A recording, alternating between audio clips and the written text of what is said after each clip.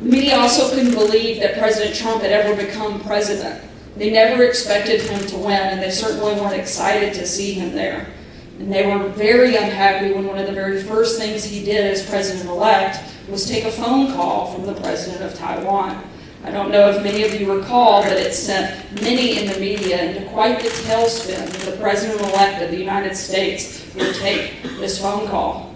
The president, of course, knew that we had a relationship with Taiwan, and he didn't see what all the fuss was about, and he didn't care. President Trump had been taking a hard line against China, and he knew that that relationship was going to be important. The United States has strong allies in Asia, going back decades, and the president has worked very hard to strengthen those relationships since taking office for pushing an America First agenda. But he's been very clear in other countries that they should also take that same approach. It doesn't mean that we don't help each other, and it certainly doesn't mean that we won't work together, but that our first priority has to be that we make our countries better. President Trump encourages and even applauds when other leaders stick up for themselves and protect their own interest. He always encourages them to do that because that's exactly what he's going to do for America.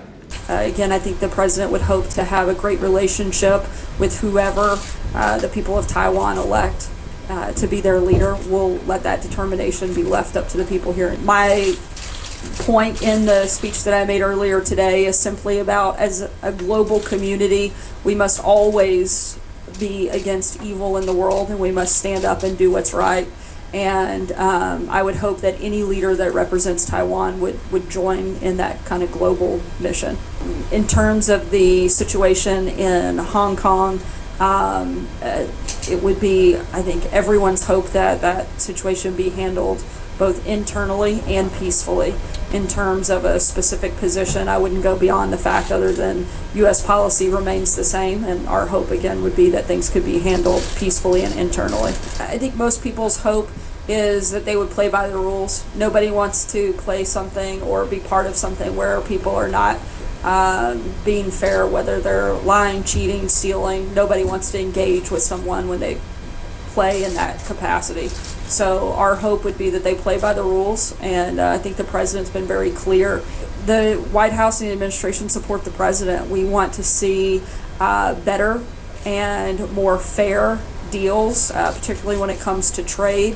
The president's not going to accept anything less, and he's going to continue to fight for what's best for America. I can only speak my own thoughts at this point, no longer with the White House, but I know the president is very supportive of good trade across the board. What decision he'll ultimately make, I'll leave that up to the president and his current administration to make that decision and that announcement. So thank you very much for your question.